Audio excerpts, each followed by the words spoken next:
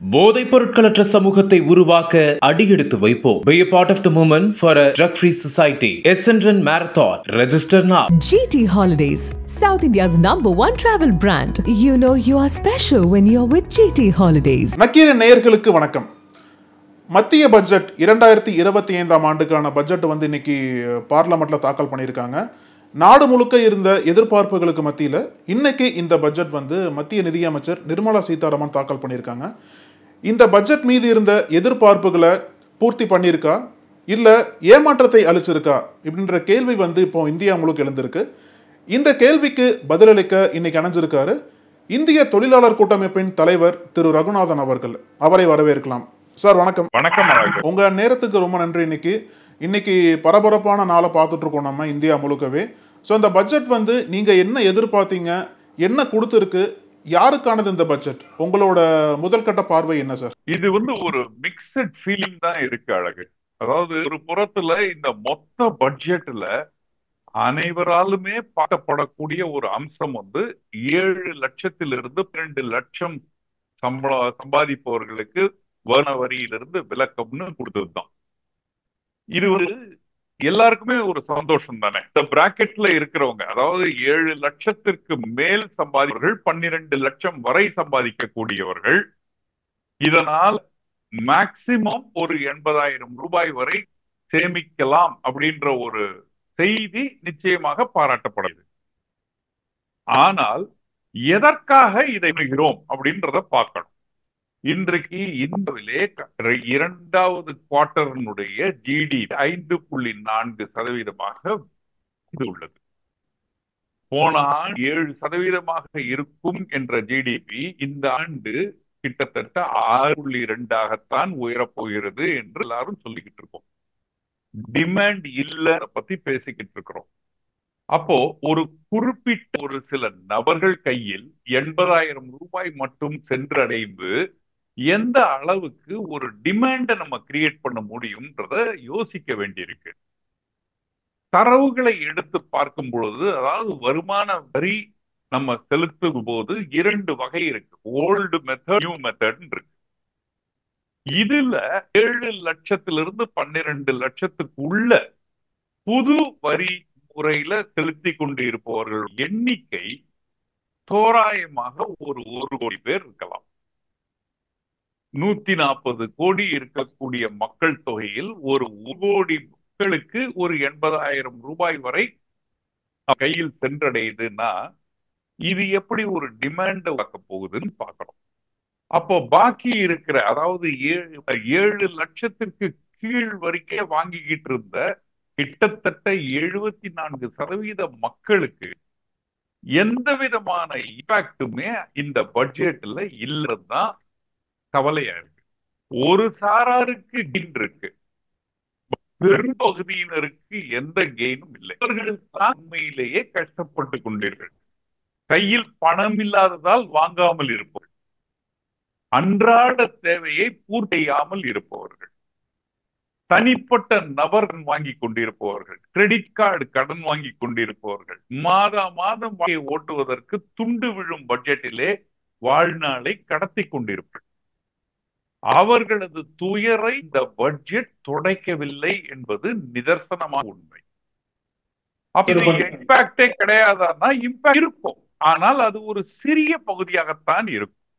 இந்த சிறிய பகுதி அறிவிப்பு ஒரு பெரிய பகுதியினருடைய துயரை மறைத்து விட்டது. கேள்வி, சிறு குறு தொழில்களுக்கு என்ன பட்ஜெட்டிலே அறிவிப்பு வந்திருக்கு, அவர்களது நலன் பாதுகாக்கப்பட்டதா என்பது அடுத்த கேள்வி. ஒரு விஷயத்தில் பாராட்டப்பட வேண்டிய அம்சம், மாண்புமிகு நிதியமைச்சர் இந்த பட்ஜெட்டினுடைய துவக்கத்திலே 4 தூண்களை பற்றி பேசினார்கள் நாட்டின் வளர்ச்சிக்கு. அதில் ஒரு சிறு குறு தொழில்களை பற்றி பேசுகிறார்கள். ஆனால் முதல் அறிவிப்பே பேரிடையாக இருந்தது. என்னடா அது அப்படின்னு பாத்தீங்கன்னா, அவங்க பேசும் பொழுது அதனுடைய தாக்கம் நிறைய பேருக்கு புரிஞ்சிருக்காது.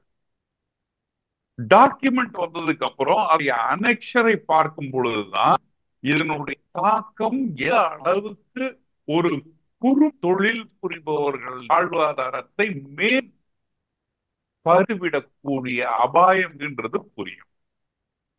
2020 கோவிட் டயத்துல எம்எஸ்எம்இ அப்படின்ற ஒரு டெஃபனிஷனை 250 கோடி தொழில் பண்ணுபவர்களை நடுத்தர நிறுவனமாக கொண்டு வந்து எம்எஸ்எம்இக்குள்ள கொண்டு வந்தாங்க.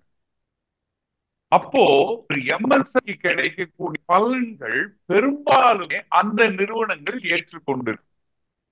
அதாவது இப்போ ப்ரொக்யூர்மெண்ட்ல ஒரு 30% எம்எஸ்எம்இக்கு வாங்கணும் அப்படின்னா அந்த 30% பெரும் நிறுவனம், அதாவது நடுத்தர நிறுவனங்கள் கிட்ட இருந்து போய்கிட்டு இருந்தது. பேங்கினுடைய லோன் எம்எஸ்எம்இ இவ்வளவு கொடுக்கணும், ப்ரையாரிட்டி செக்டர் லெண்டிங்னா அத்தனை லோன்களும் நடுத்தர நிறுவனங்களுக்கு போய்கிட்டு இருந்தது. அப்ப நாங்க எல்லாரும் அரசிடம் கேட்டோம்ன்றா, குறும் தொழில்களுக்கு தனியான ஒரு அமைச்சகத்தை உருவாக்குங்கள். ஏனால் 98% இந்த நாட்டிலே குறும் தொழில்பவர்களாக இருக்கிறார்கள். அதாவது 5 கோடிக்கு கீழே இருப்பவர்கள். அவர்களது நலன் பாதுகாக்கப்பட வேண்டும் என்றால், அவரது அக்கறையை பாதுகாக்கப்பட வேண்டும் என்றால் தனியான ஒரு அமைச்சகம் வேண்டும் அப்படின்றது ஒரு கோரிக்கையாக இருந்தது. அந்த கோரிக்கை நிறைவேற்றப்படுமா என்ற கேள்வி எழுந்த காலத்திலே திடீரென்று அந்த 250 கோடியிட்ட 500 கோடியாக மாற்றிவிட்டார். அப்போ 500 கோடி டர்ன் ஓவர் பண்ற ஒரு கம்பெனியும் இன்று எம்எஸ்எம்இயாக அறியப்பட போகிறது. மாதம் 10 லட்சம் டர்ன் ஓவர் பண்றவரும் ஒரு எம்எஸ்எம்இ, மாதம் 40 கோடி டர்ன் ஓவர் பண்றவரும் எம்எஸ்எம்இனா இது எப்படி? ஒரு ரோட்டிலே நடப்பவரும், ஸ்கூட்டரில் செல்பவரும், காரில் செல்பவரும், லாரியில் செல்பவரும் ஒரே பாதையில வேண்டும் என்றால் நடந்து செல்பவர்களுடைய வாழ்வாதாரம் எப்படி மீட்டெடுக்கப்பட முடியும்? நசிவிட மாட்டார்களா? இதைத்தான் நாங்கள் மிகப்பெரிய ஒரு பாரமாக பட்ஜெட்ல பாக்குறோம். அப்போ அதுக்கு அப்புறம் வரக்கூடிய ஒவ்வொரு அனௌன்ஸ்மெண்ட்டுமே நீங்க பாத்தீங்கன்னா அது அந்த 500 கோடி கம்பெனியை சார்ந்தே இருக்கு. அது டாய் மேனுபேக்சரிங் ஆகட்டும், அல்லது டெக்ஸ்டைல் ஹை எண்ட் மேனுபேக்சரிங் இருக்கட்டும், ஸ்கில் டெவலப்மெண்டாக இருக்கட்டும், இது எல்லாமே ஒரு ப்ரொஃபஷனலி மேனேஜ்டு கம்பெனி. ஃபண்ட்ஸா இருக்கட்டும், கிரெடிட் கேரண்டிஸ் இருக்கட்டும், இது எல்லாமே அவர்களே சாப்பிட்டு விடுவார்கள். அந்த எம்எஸ்எம்இ என்ற கேட்டகரியில அவர்கள் இந்த அனைத்து பொருளையும் உறிஞ்சி விடுவார்கள். அப்போ குறும் தொழில்களுக்கு இப்ப 5 கோடியும் 10 கோடி ஆக்கிட்டோம். அப்போ குறும் தொழில்களுடைய எண்ணிக்கை நசுக்கப்பட போகிறது. குறுந்தொழில்களுடைய எண்ணிக்கை இனிமேல் அரிதாகி போகுது.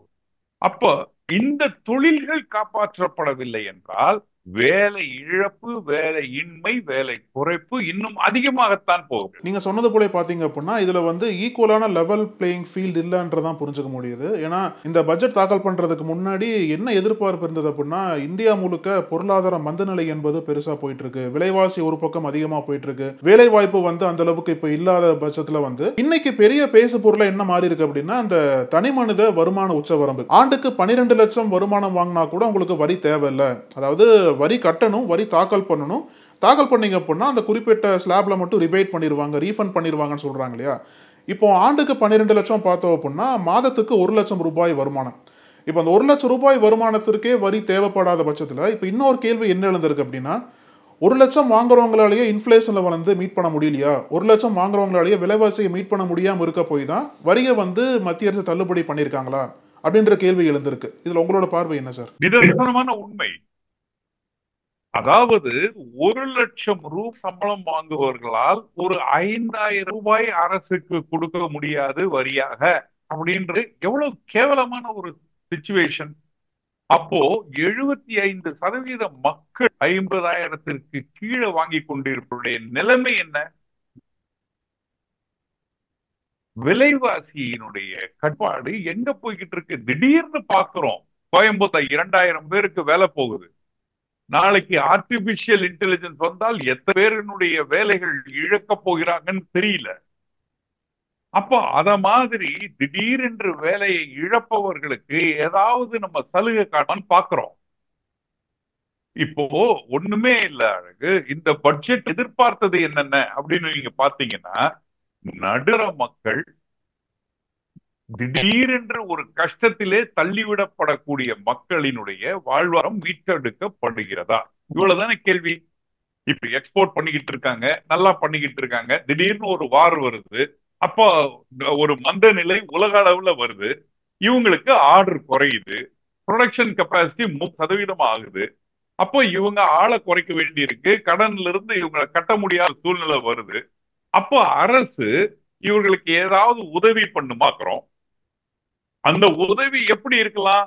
ஐயா, பேங்க் லோனை ரீஷெட்யூல் பண்ணிக்கோ, மாற்றி அமைத்துக்கலாம், ஒரு குறுகிய காலத்துல உனக்கு கஷ்டது, இது ஒன்னால் ஏற்படுறது இல்ல, உலக அளவுல ஏற்பட்டது, நேச்சுரல் கலாமிட்டி, நாங்கள் உன் கூட இருக்கிறோம் அப்படின்னு ஒரு ஒரு குஷனை கொடுக்கணும். இப்போ இன்றைக்கு வேலை இழந்தவர்கள், இஎம்ஐ வைத்திருப்பவர்கள் அடுத்த மாசம் வேலையை தேடி ஓடுவானா, இஎம்ஐ கட்டுவானா? அப்படி இஎம்ஐ கட்ட முடியலன்னா 3 மாசத்துல அவனுடைய சிபில் ஸ்கோர் இறங்கிடும், என்பிஏ ஆயிடும், பண்ணுவாங்க. அவனுடைய பிரஷர் இன்னும் அதிகமா தானே ஆகும். ஏற்கனவே பிரஷர்ல இருக்கிறவனை ஸ்ட்ரெஸ் ஆக்குறோம். அவனுக்கு ஏதாவது மீட்பு இருக்கான்னு பாக்குறோம். ஒரு நாட்டினுடைய நல்லதுக்காக ஒரு இன்ஃப்ராஸ்ட்ரக்சர் ப்ராஜெக்ட் வருதுன்னு வச்சுக்கோ. அது மெட்ரோ ரயில் திட்டமாக கூட இருக்கலாம். சென்னையில இன்னைக்கு நுங்கம்பாக்கம் ஹைரோட்ல மெட்ரோ திட்டம் வரனால கடந்த ஓராண்டுகளாக ஒரு வழி பாதையாக ஆக்கப்பட்டுச்சு. அந்த இடத்துல இருக்கிற ஹோட்டல்களோ, கடைகளோ, ஆபீஸுகளோ யாரும் வர முடியாத ஒரு சில இருக்கும் பொழுது நாட்டுக்காக தங்களது தொழிலை விட்டு கொடுத்திருக்கிறார்கள் அல்லவா? அப்ப அவர்களுக்கு என்ன நம்ம காப்பாற்றுறோம் பார்க்கணும். அவனுக்கும் அதே மாசம் மாசம் இஎம்ஐ கட்டுனா எப்படி கட்டுவாங்க? சோ ஒரு திட்டம் வரும் பொழுது அந்த திட்டத்தினால் பாதிப்பு ஏற்படுபவர்களுடைய கண்ணை துடைக்கக்கூடிய அளவிலே ஒரு ஆண்டினுடைய பட்ஜெட் இருக்கு. ஒரு கண்டெய்னர் ப்ராப்ளம் இருக்கா, நான் இருக்கிறேன். இம்போர்ட்ல உனக்கு ப்ராப்ளம் இருக்கா, நான் இருக்கிறேன். எக்ஸ்சேஞ்ச் ரேட் திடீர்னு 87 ரூபாய் வரைச்சா நீ பாதிக்கப்பட்டிருக்கியா, நான் பார்த்துக்கிறேன். நான் உன்னுடைய சுமையை நான் கொஞ்சம் ஏற்றுக்கொள்ளுகிறேன். அப்படித்தானே சொல்லணும். நீ எப்படினா போ, எனக்கு என் பணத்தை நீ கொடுக்கலன்னா உன்னை ஜப்தி பண்ணிடுவேன், உன்கிட்ட நிமிஞ்சிடுவேன் அப்படின்னா அது எப்படி அதை ஏற்றுக்கொள்ள முடியும்? அப்போ தலையும் வயிற்று வலியும் வந்தவனுக்குத்தானே தெரியும். அப்போ தனக்கு மீறி அவன் என்ன பண்ண முடியும்? இதெல்லாம் எதிர்பார்த்தார்கள். மூலப்பொருட்களின் விலை கட்டுக்கடங்காமல் போகிறதே, லாபமற்ற ஒரு தொழிலை இருக்கிறோமே, இந்த ஜிஎஸ்டி எப்படின்ற கொண்டு வரும் பொழுது ஒரு நாடு ஒரு வரி என்று நிலை மாறி இன்று ஒரு பொருள் பல வரின்னு ஆயிடுச்சே. ஒரு கான் 3 விதமான வரிகள், ஒரே பன் 2 விதமான வரிகள், இத்தனை மாறியதே. இதற்கு எப்படி நம்ம ஈடு கொடுப்பது? ஒரு டாக்ஸ் டெரரிசம், அது வரி பயங்கரவாதம். நோட்டீஸ் இல்லாத ஒரு தொழில் முனைவோனை அரிதாகிவிட்டது. இன்றைக்கு கிக் ஒர்க்கர்ஸ பத்தி பேசுறார். 1 கோடி மக்களுக்கு நாங்கள் ஒரு ஐடி கார்டு போறோம்ன்றாரு. ஐடி கார்டு அவங்களுக்கு தேவை. அவர்கள் கேட்பது ஐடி கார்டு கேட்டாங்களா, விசிட்டிங் கார்டு கேட்கிறாங்களா? இல்லையே. அவர்களுக்கு இன்னும் அதிகமான வாய்ப்பை தானே நம்ம ஏற்படுத்தி கொடுக்கணும். அப்போ நம்ம ஒரு மொபைல் ஆப் ஒண்ணு கண்டுபிடிச்சு அதுல இருந்து கொடுத்து அவங்களுக்கு, இப்ப நான் இருக்கிறேன் சென்னையில நுங்கம்பத்துல இருக்கிறேன், எனக்கு திடீர்னு ஒரு அசைன்மெண்ட்டுக்கு எனக்கு யாராவது சோசியல் மார்க்கெட்டிங் வேணும்னா அந்த மொபைல் ஆப்ல போய் என் மெசேஜ போஸ்ட் பண்ணனா யாராவது என்ன தொடர்பு ஒரு பிசினஸ் கொடுக்கணும். இத மாதிரியான அவர்கள் இன்னும் சம்பாதிக்கக்கூடிய வாய்ப்புகளை விட்டுவிட்டு ஒரு ஐடி கார்டு கொடுக்கிறேன், உனக்கு ஹெல்த் கேர் கொடுக்கிறேன்னா என்ன கேர்? இஎஸ்ஐல போய் சேர்த்து விட்டுலாமே. அதுக்கு அவங்களுக்கு இஎஸ்ஐ கார்டு கொடுத்தா போருமே. சார், இப்ப இதுல இன்னொரு முக்கியமான கேள்வி என்னன்னா சார், இப்போ ஒரு பக்கம் தனிநபர் வரியை பத்தி பேசிட்டு இருக்கோம், இன்னொரு பக்கம் தனிநபர் வருமானம். இந்தியா ஒரு பெரிய பொருளாதாரமா வரணும் அப்படின்னா தனிநபர் வருமானத்தை உயர்த்த வேண்டிய தேவைங்க அதிகமா இருக்கு. ஆனா அதற்கான திட்டங்கள் பட்ஜெட்ல கொடுக்கப்பட்டிருக்கா? ஏன்னா ஒரு பக்கம் வரி விலக்கு என்பது வரவேற்கப்பட்டாலும் இன்னொரு பக்கம் இந்த சாமானிய மக்களுக்கு வரக்கூடிய வருமானம் உயர்வு என்பது எப்படி இருக்கு? வருமான உயர்வை நோக்கி இந்த பட்ஜெட் தள்ளுதா மக்களை, இல்ல எப்படின்னா உங்களோட பார்வையில் எப்படி சார் பாக்குறீங்க அந்த ஒரு ஃபேக்டரை? இல்லப்பா, இது ஒரு சுகர் கோட்டடா இருக்கு. அழகு, இது வந்து ஒரு sugar coated budget. Sugar coated தெரியுமா? இனிப்பு மாதிரி பாக்குறதுக்கு இருக்கு, ஆனா அது இனிப்பு இல்ல, கசப்பா இருக்கு. சிலருக்கு நன்மைகளை பயக்குது, ஆனா பலருக்கு வருத்தத்தை கொடுக்குது. இதை நோக்கி செல்லும் பொழுது எப்படி நம்ம நாடு உயர போகுதுன்னு பாக்குறோம். உயர்ந்துரும். இப்ப ஜிஎஸ்டி 2 லட்சம் கோடி மாசம் கலெக்ட் பண்ணலையா? எப்படி கலெக்ட் பண்றோம்? ஏதோ மக்களுக்கு முடியுதோ கன்சியூம் பண்ணி தானே ஆகணும். அப்போ அது அது அல்ல அரசு. நமது வாழ்க்கை தரம் உயர்த்தி அதன் மூலியமா வரி கட்ட வேண்டிய ஒரு நிலை வரும் பொழுது நான் வரி சந்தோஷமா கட்டணும். இன்றைக்கு ஒரு ஒரு ஆட்டோமொபைல் செக்டரை எடுத்துக்கங்க. எல்லாம் பேசுறோம் நம்ம இ வெஹிக்கிள்ஸ் பெரிய இந்தியாவில் உற்பத்தி பண்றோம் அப்படின்னு. ஆனா நிலைமை என்ன பாத்தீங்களா? எல்லாம் சிம்பிளிஃபை பண்ணிட்டோம்னு சொல்றோம். புது வண்டி வாங்குறதே 48% டாக்ஸ் கட்டுறோம். அந்த வண்டி வாங்கும் பொழுது ரோட் டாக்ஸ் கட்டுறோம். அதற்கு எடுக்கிற இன்ச்சுக்கு 18% ஜிஎஸ்டி கட்டுறோம். ரோடு வண்டி ஓட்டுவதற்கு உண்டான பெட்ரோலுக்கும் டீசல் டாக்ஸ் கட்டுறோம். ஒரு இடத்தை தாண்டி இன்னொரு இடத்துக்கு போகணும் டோல் கட்டுறோம். அந்த வண்டியை மாதம் சர்வீஸ் பண்ணது 18% கட்டுறோம். அப்ப இது என்ன செக்டருக்கு அரசு என்ன பங்களிப்பு? இந்த செக்டரின் வளர்ச்சிக்கு அரசினுடைய பங்களிப்பு என்ன? இது அனைத்தையும் தாண்டி அந்த தனிநபருடைய வருமானத்தில் பங்கு கேட்கிறோம். அந்த கம்பெனிய வளர்ச்சியிலையும் பங்கு கேட்கிறோம். என்ன இது லாஜிக் இல்லையே? அப்ப என்ன சிம்பிளிஃபை பண்ணிட்டோம்? இதைத்தானே நம்ம டாக்ஸ் டெரரிசம். சாமானிய மக்களினுடைய விரலுக்கு வீக்கத்தை மாற்றும் பொழுது விரலையே எடுக்க வேண்டிய கட்டாயத்துக்கு உள்ளாகிறோமா? அழகு, நான் இன்னைக்கு காலையில கேட்கிறேன், ஹெல்த் கேர் ஒரு எக்ஸ்பர்ட் சொல்றாரு, ஹெல்த் கேருக்கு இதுல எதுவுமே இல்லை. இன்னொரு எக்ஸ்பர்ட் அக்ரிகல்ச்சர், அவர் சொல்றாரு எனக்கு இந்த பட்ஜெட்ல எதுவுமே இல்லை. குறு தொழில்கள் சார்பா நான் சொல்றேன் எனக்கு இந்த பட்ஜெட்ல எதுவுமே இல்லைன்னு. அப்ப யாருக்கு என்ன இருந்திருக்குன்னா, இந்த 1 லட்சம் ரூபாய் சம்பாதிக்கிறவன் ஒரு நோஷனலாக ஒரு சந்தோஷத்தை ஏற்படுத்திக் கொள்ளலாம். நோஷனல். இது ஒரு டெம்பரரி ஹாப்பினஸ். இதைத்தான் நாங்கள் சொல்லுகிறோம் இது போராது என்று. இது ஒரு முழுமையான இன்றைய காலகட்டத்திலே இந்தியாவை அடுத்த கட்டத்திற்கு தூக்குவதற்கான சக்தி இந்த பட்ஜெட்டிலே இல்லை அப்படின்றத சொல்றோம். சார், நீங்க சொல்வது போல ஒரு முக்கியமான பாயிண்ட் சொன்னீங்க. அதாவது ஒரு பக்கம் வந்து வரி விலக்கு கொடுத்தாலும் இன்னொரு பக்கம் அதை மத்திய அரசு இன்டைரக்டா வசூல் பண்ணிடுவாங்க அப்படின்றதுக்கு உதாரணமா வந்து பல்வேறு ஜிஎஸ்டி வரிகளை குறிப்பிட்டீங்க இல்லையா? இப்போ இதுல இன்னொரு முக்கியமான கேள்வி என்னன்னா, நீங்க சொன்னதுல இருந்தே கேட்கிறேன், வேலை வாய்ப்பு என்பது இதுல உருவாக்கப்பட்டிருக்கா? அதாவது இந்த பட்ஜெட் வந்து, ஏன்னா போன வருஷம் பட்ஜெட்டுக்கும் இந்த வருஷம் பட்ஜெட்டுக்கும் எப்படி நீங்க ஒப்பிட்டு பார்ப்பீங்க? ரெண்டாவது, இந்த வருஷ பட்ஜெட்ல ஏதாவது வேலை வாய்ப்பிற்கான தரவுகள் எதுனா முக்கியமா பாக்குறீங்களா சார்? நான் எதுவும் பார்க்கல. அழகு, நான் எதுவும் ஸ்பெசிபிக்கா பார்க்கல. நானும் டாக்குமெண்ட்டை படிச்சு பார்த்தேன், அறிவிப்புகளை பார்த்துட்டேன், டாக்குமெண்ட்டை படிச்சு பார்த்துட்டேன். எனக்கு ஒன்றும் பெரிய வாய்ப்புகளை உருவாக்குன மாதிரி இல்லை. வரக்கூடிய அபாயத்திலிருந்து நம்ம உணர்ந்ததாக தெரியல. அதாவது அந்த ஆர்டிபிஷியல் இன்டெலிஜென்ஸ் இந்தியாவை தாக்கும் பொழுது எவ்வளவு வாய்ப்புகள் பறிக்கப்பட போகிறது அப்படின்றத இன்னும் உணர்ந்ததாக தெரியல. நாளைக்கு இன்றைக்கு நம்ம ப்ரொமோட் பண்ணியிருக்கிற ஒரு சூரிய ஒளி சாதன உற்பத்தி ஆகட்டும் அல்லது ஒரு இ வெஹிக்கிள் உற்பத்தி ஆகட்டும், மார்க்கெட் டிமாண்ட சப்சிடி கொடுத்து அதிகப்படுத்தி, ஆனால் அதனுடைய தரிப்பில் 80% இறக்குமதியை சார்ந்தது.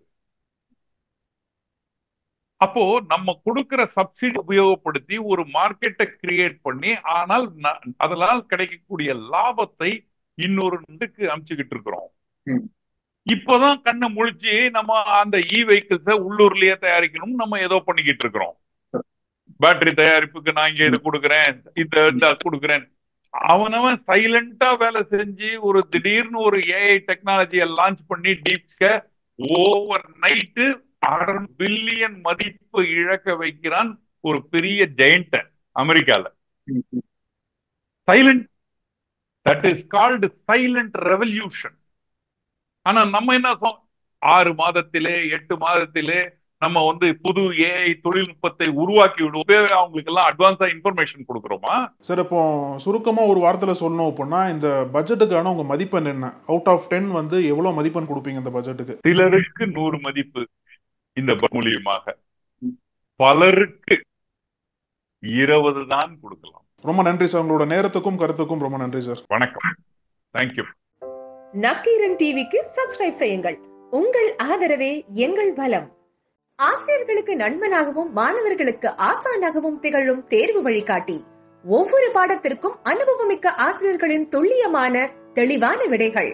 CNC இருக்கு, தேர்வு பயம் எதற்கு? இது தீரன் பப்ளிஷிங் ஹவுஸ் விற்பனை வெளியீடு.